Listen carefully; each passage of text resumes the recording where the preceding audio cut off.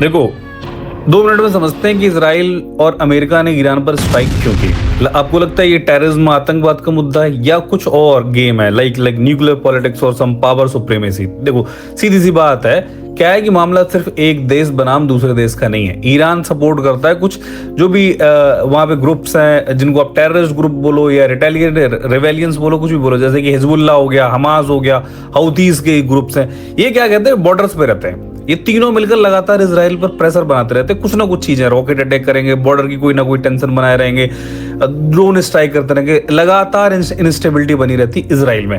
अब इससे इजराइल को थोड़ी दिक्कत हो रही है, ठीक है, लेकिन असली टेंशन क्या है, वो है ईरान का जो न्यूक्लियर प्रोग्राम है, वो है खासकर जो बैलिस्टिक मिसाइल डेवलपमेंट है।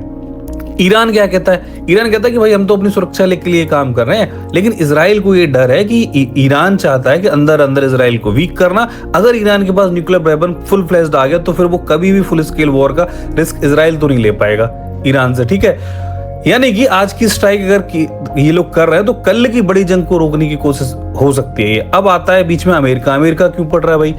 यूनाइटेड स्टेट्स क्यों सपोर्ट करता है इजराइल को? क्वेश्चन ये है। देखो, क्योंकि मिडिल ईस्ट में इजराइल का जो सबसे मजबूत टेक्नोलॉजिकल और स्ट्रेटेजिक पार्टनर है वो है इजराइल, ठीक है, यूएस का अगर मिडिल ईस्ट में कोई भी पार्टनर है वो है इजराइल, ठीक है, यूएस के लिए। और एक और बड़ी बात, अमेरिका किसी भी देश को न्यूक्लियर पावर बनते देखना पसंद नहीं करता है। कभी भी कोई देश आगे बढ़ेगा अमेरिका को दिक्कत है, चाहे वो इंडिया हो, चाहे कोई भी, चाहे ईरान हो, उसको दिक्कत है। वो तो इंडिया ने थैंकफुली 1974 में इंदिरा जी के टाइम पे सब कर लिया था, इसीलिए वो डिटरेंस आज भी है कि कोई भी इंडिया पर अटैक नहीं कर पाता। अब मामला ईरान का हो या भारत का, यूएस को दिक्कत होगी, ठीक है।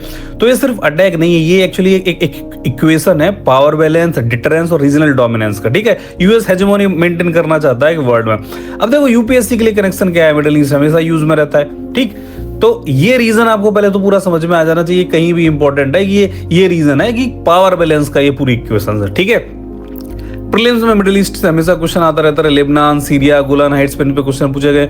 जीएस 2 में जियोपॉलिटिक्स और न्यूक्लियर डिटरेंस या वेस्ट एशिया की पॉलिटिक्स जैसे टॉपिक्स पे हमेशा क्वेश्चन आया है, फिर से आ सकता है। अब आपकी क्या राय है कि आपसे एक सवाल है कि भारत को इस पावर गेम में किसके करीब रहना चाहिए? आपको क्या जियोपॉलिटिक्स की नॉलेज है वो बताइए, इजराइल के साथ रहे या ईरान के साथ रहे? क्योंकि दोनों के साथ ही इंडिया के टर्म्स अच्छे हैं, ठीक है। तो स्ट्रेटेजिक बैलेंस के साथ इंडिया को किसके साथ जाना चाहिए, कमेंट सेक्शन में आप बताइए। Thank you.